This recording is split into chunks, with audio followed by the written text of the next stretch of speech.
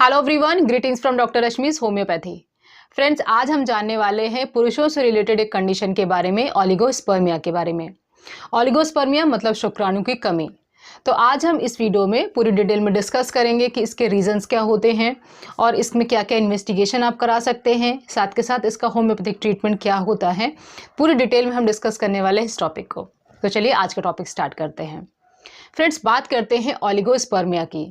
Oligospermia, अगर हम इसके वर्ड मीनिंग पर जाएं तो जहां पर भी ओलिगो वर्ड आता है उसको बोलते हैं कम। तो अगर आपके स्पर्म के काउंट कम हो गए हैं नॉर्मल रेंज से तो उसको बोलते हैं ओलिगोस्पर्मिया। इसी से मिलती जुलती एक कंडीशन होती है जिसको बोलते हैं एज़ूस्पर्मिया। एज़ूस्पर्मिया मतलब बिल्कुल स्पर्म्स खत्म हो चुके हैं, शुक्राणु बिल्कुल निल हो गए हैं। जो ओलिगोस्पर्मिया होती है वो 3 तरह की हो सकती है, 3 कैटेगरीज में इसको डिवाइड किया गया है।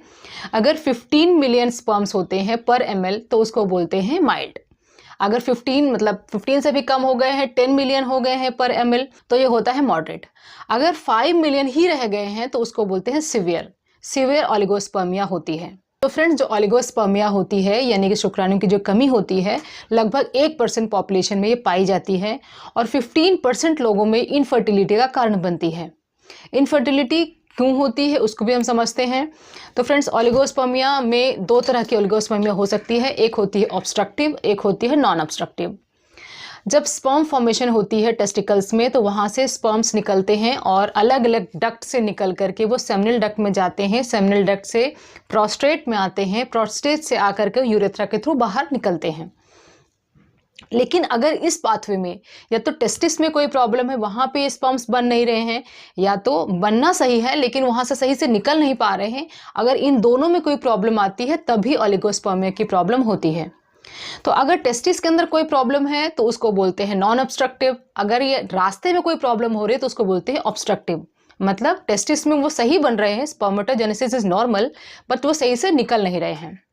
लेकिन अगर टेस्टिस में ही कोई प्रॉब्लम रहती है तो ये ज़्यादा खतरनाक होता है, इसका ट्रीटमेंट ज़्यादा मुश्किल होता है। अब हम बात करते हैं कि जो नॉन ऑब्स्ट्रक्टिव यानी टेस्टिस में क्या क्या रीजंस होते हैं कि आपको ओलिगोस्पर्मिया की प्रॉब्लम हो रही है।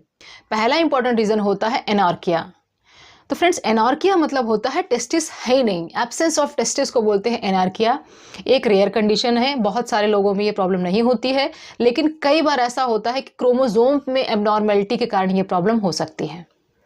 बहुत सारे लोग हैं जिनके अंदर जो टेस्टिस होते हैं वो पेल्विस में ही रह जाते हैं, नीचे आते ही नहीं हैं, तो उसको बोलते हैं अनडिसेंडेड टेस्टिस। तो जो टेस्टिस होते हैं उनको स्पर्मेटोजेनेसिस करने के लिए यानी स्पर्म फॉर्मेशन करने के लिए टेम्परेचर कम चाहिए होता है। अगर वो पेल्विस में ही रह जाएंगे तो उसके अंदर जो स्पर्मेटोजेनेसिस होगा भी तो वो जो स्पर्म्स होते हैं वो डेड हो जाते हैं या स्पर्मेटोजेनेसिस हो ही नहीं पाता है। तो ये दूसरा रीज़न हो गया कि ओलिगोस्पर्मिया क्यों होता है। इसके अलावा एक इम्पॉर्टेंट कंडीशन होती है ऑर्काइटिस। अगर टेस्टिस का इन्फ्लामेशन हो गया है, टेस्टिस में सूजिश आ गई है, सूजन हो गई है, तो उसमें भी ये प्रोसेस नहीं हो पाता है। इसके अलावा वेरिकोसील में जब जो वेन्स होती हैं टेस्टिस की वो बिल्कुल स्वेल अप हो जाती हैं और वहाँ का टेम्परेचर बहुत बढ़ जाता है, तो उसमें भी स्पर्मेटोजेनेसिस नहीं हो पाती है।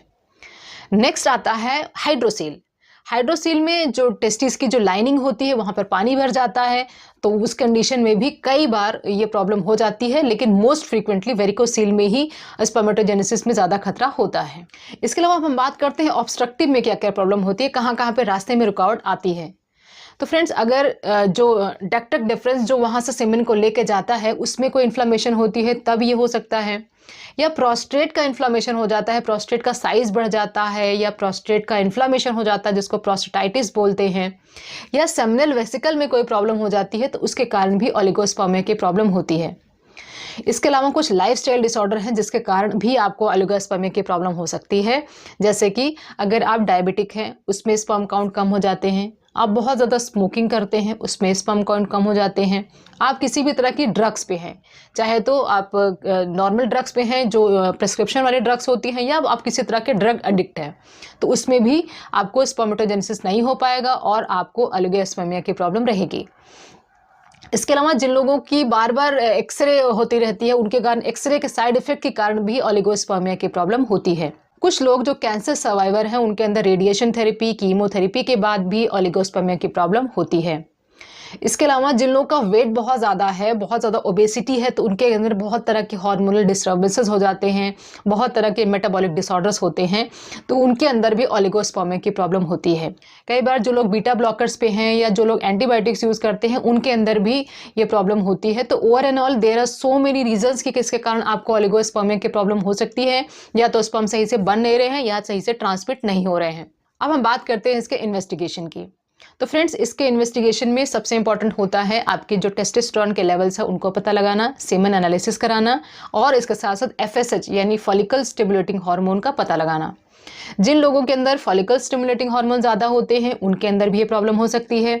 जिसके अंदर टेस्टोस्टेरोन बहुत कम होते हैं उनके अंदर भी ये प्रॉब्लम हो सकती है। तो ये सारी इन्वेस्टिगेशन आपको कराना चाहिए और जैसा भी आपको रिजल्ट आता है उसके अकॉर्डिंग आगे प्रोसीड करना चाहिए। अगर हम बात करें ट्रीटमेंट की, तो इसका ट्रीटमेंट क्या रहता है? तो एलोपैथी में इसका किसी भी तरह का कोई परमानेंट सोल्यूशन नहीं है।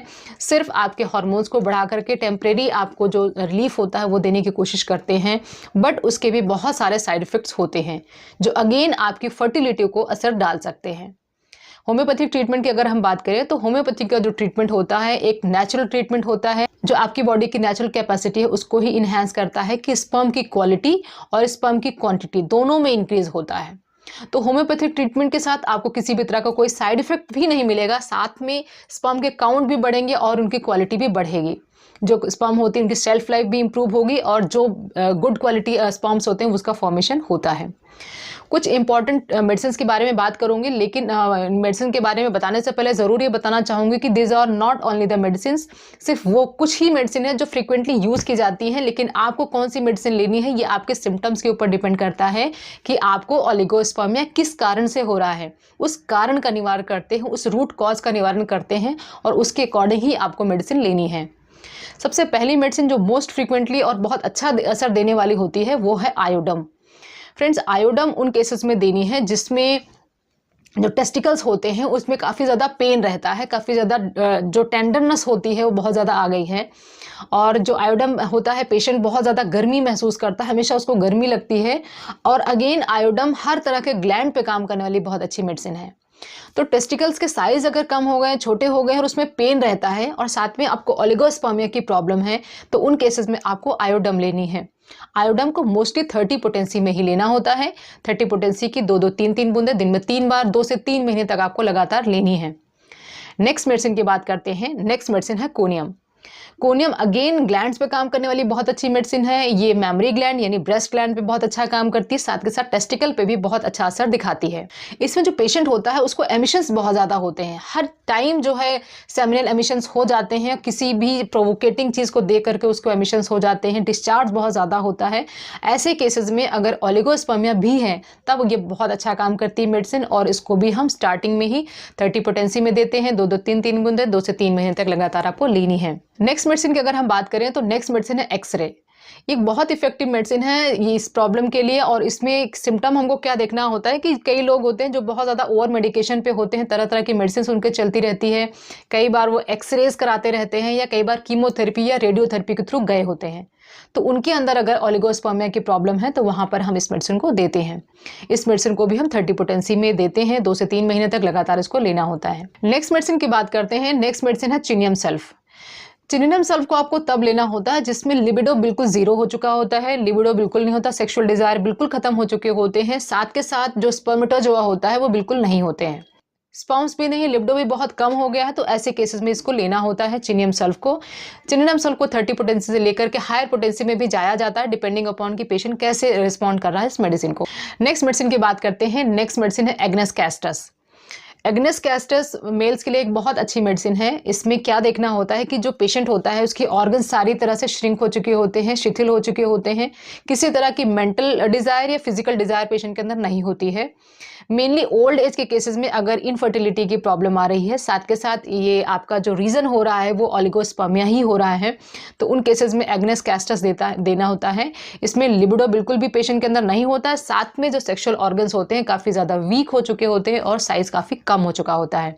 तो ऐसे केसेस में एग्नेस कैस्टस देनी होती है। नेक्स्ट मेडिसिन की बात करते हैं। नेक्स्ट मेडिसिन है स्टेफिस एग्रिया। स्टेफिसेग्रिया बहुत इंपॉर्टेंट मेडिसिन है अगर इनफर्टिलिटी की प्रॉब्लम आ रही है ड्यू टू ओलिगोस्पर्मिया, और वो भी जो यंग एडल्ट्स हैं, जो यंग मेल्स हैं, उनके अंदर अगर ये प्रॉब्लम आ रही है, क्योंकि reason being over use of sexual organs. अगर सेक्सुअल ऑर्गन्स को बहुत एक्सप्लॉइट किया है, उसके बाद आपको वीकनेस आ रही है, बहुत पुरानी हिस्ट्री है सेक्सुअल ऑर्गन्स को अब्यूज करने की, और उसके बाद अब इनको इनफर्टिलिटी की भी प्रॉब्लम आ रही है, लिबिडो बहुत ज्यादा हो रहा है, लेकिन ओवर यूज के कारण अब बहुत ज्यादा वीकनेस लगती है, तो ऐसे केसेस में स्टेफिसेग्रिया देनी है। नेक्स्ट मेडिसिन की बात करते हैं। नेक्स्ट मेडिसिन है एसिड फॉस। एसिड फॉस ऐसे मेल्स के लिए बहुत अच्छी मेडिसिन है जिन्होंने अब्यूज किया है सेक्सुअल ऑर्गन्स को, और उसके साथ साथ में इनकी बॉडी में फ्लूइड का बहुत ज़्यादा लॉस हुआ है, सेक्सुअल वीकनेस बहुत ज़्यादा हो गई है, तो उनके केसेस में हम एसिड फॉस देते हैं। इसके साथ ही एक मेडिसिन है डामियाना, और एसिड फॉस और डामियाना के कॉम्बिनेशन को हम देते हैं ओलिगोस्पर्मिया के केसेस में। डामियाना एक सेक्सुअल टॉनिक का काम करती है, हर तरह के अगर सेक्सुअल वीकनेस की प्रॉब्लम आ रही है, लिबिडो की प्रॉब्लम आ रही है, ईडी की प्रॉब्लम आ रही है, पीई की प्रॉब्लम आ रही है, तो हर तरह की प्रॉब्लम को सही करने के लिए जो मेडिसिन होती है वो होती है डामियाना। तो एसिड फॉस और डामियाना के मदर टिंचर को आपको कॉम्बिनेशन में लेना है, और साथ के साथ अपनी वो कॉन्स्टिट्यूशनल मेडिसिन जिसके कारण आपको ओलिगोस्पर्मिया की प्रॉब्लम हो रही है वो आपको लेना है। तो ये सारा अगर आप फॉलो करते हैं और लंबे समय तक इसका ट्रीटमेंट लेते हैं, तो उसके बाद 2-3 महीने तक अगर आप इस मेडिसिन को लेते हैं, उसके बाद फिर से अपनी इन्वेस्टिगेशन करा के देखेंगे तो सारी चीज़ों में आपको फ़र्क दिखेगा। स्पर्म की क्वांटिटी, स्पर्म की क्वालिटी में भी इंप्रूवमेंट आएगा, साथ के साथ जो टेस्टोस्टेरोन हार्मोन्स है वो भी काफ़ी ज़्यादा इंप्रूवमेंट में रहेंगे। तो फ्रेंड्स, ये सारी जो मेडिसिन हैं ये बहुत इफेक्टिव मेडिसिन है, और नेचुरल तरीके से आपके जो हार्मोन्स है उसको बढ़ाती हैं और आपके स्पर्म की क्वालिटी को बढ़ाती हैं। इसके अलावा आपके जो स्पर्म के नंबर होते हैं वो भी इंक्रीज होते हैं, और आपको धीरे धीरे करके आपके जो इनफर्टिलिटी अगर इसके कारण हो रही है तो उसको भी सही करती है। तो ये सारी इन्फॉर्मेशन थी ओलिगोस्पर्मिया की और इसके होम्योपैथिक ट्रीटमेंट की। अगर आपको इन्फॉर्मेशन पसंद आई तो वीडियो को लाइक और शेयर जरूर करें। Wishing you very good health. Thanks for watching.